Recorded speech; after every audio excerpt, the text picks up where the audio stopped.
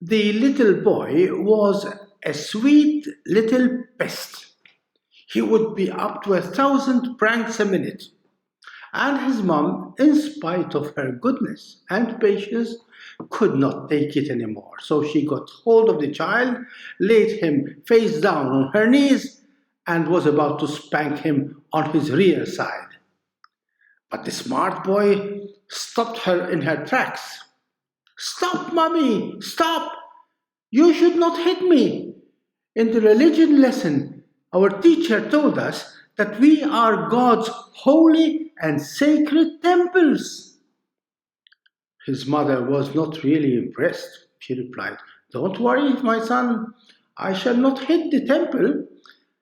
It's only the sacristy at the back that I'm going to hit. Master, where do you live? Was the $1,000,000 question the disciples asked Jesus. We all need a fixed address. Jesus also had a fixed address in Nazareth, where he lived with Mary and Joseph for 30 whole years. But a time came when he, like us, needed to leave his fixed address. We also leave our family home when we grow up, but we leave one fixed address to settle in another new fixed address. Jesus, on the contrary, never settled in a new home. He had no new fixed address, yet he never became homeless. His home was not a home made of stone, mud, or wood. His home and fixed address was the heart of his Father in heaven. In today's Gospel, he invites us to grow up and move out of our earthly homes to discover where we can find our true and lasting home. In a surprising and challenging twist, he invites us to discover that we can only find a real and permanent home address if we discover the only real, fixed, permanent address each one of us inhabits. Our own hearts, our own souls. That's our fixed address.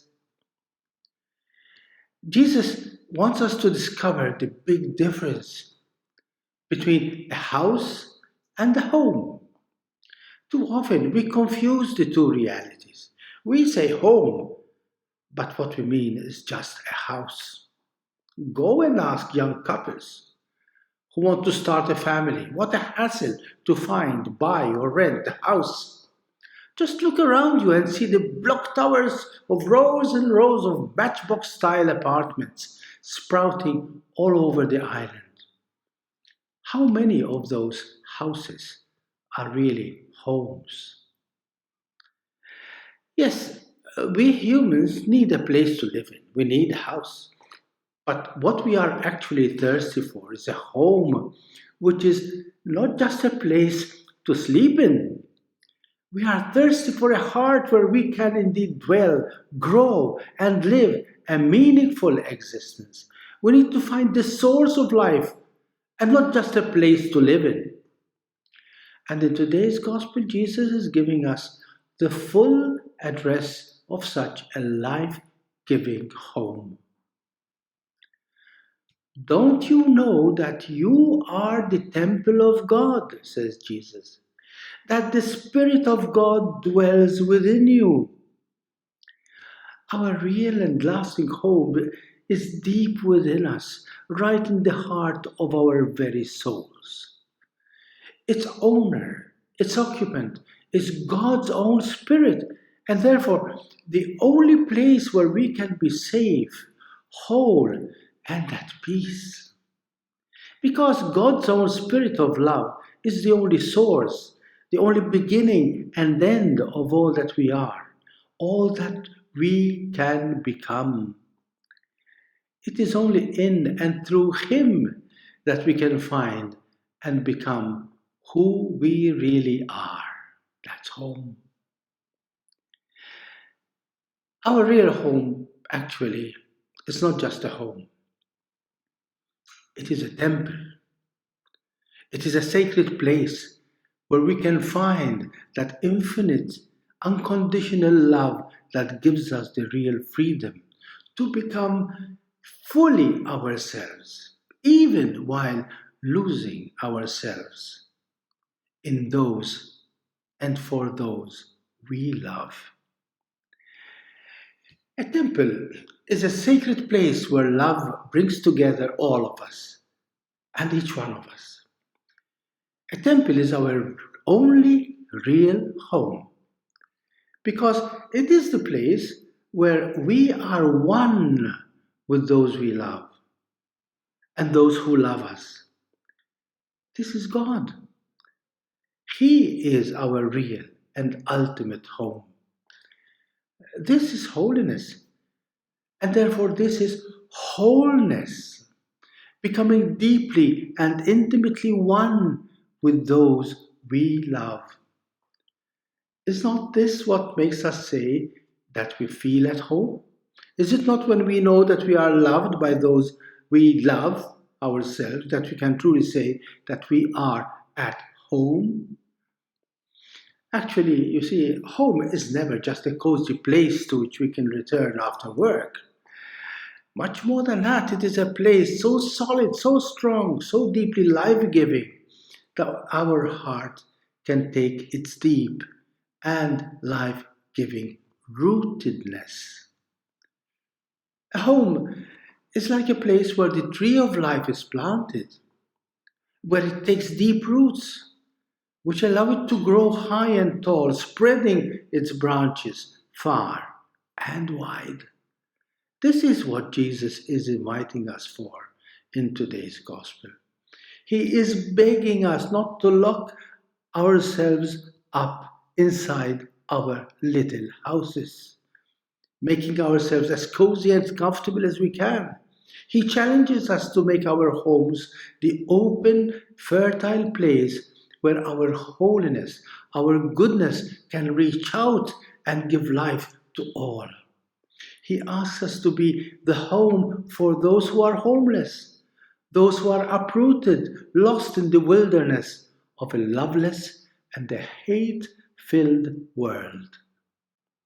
Do we dare to go beyond the restricted horizons that the world dictates to us? Do we dare say yes to God's Spirit? He is inviting us to reach out to the infinite openness of a loving, limitless existence, like our Father in heaven. So let us listen to the challenging and yet comforting voice of God in today's gospel. The world says, an eye for an eye, a tooth for a tooth. I tell you, when someone strikes you on your right cheek, turn the other side as well. The word says, if anyone wants to go to law with you to get your tunic, I tell you, hand over your cloak as well. The word says, if anyone obliges you to walk for 1 mile, go with him for 2 miles. The word says, you shall love your neighbor and hate your enemy. I say to you, love your enemies. Pray for those who persecute you. For if you love those who love you, what is so special about that? Do not the sinners, pagans, do the same? So be perfect, just as your heavenly Father is perfect. Is not Jesus asking too much from us? Who can be perfect?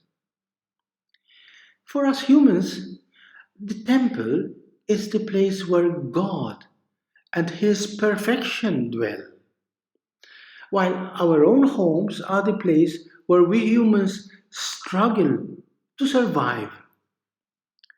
Which is the most important of the two? The temple or our home?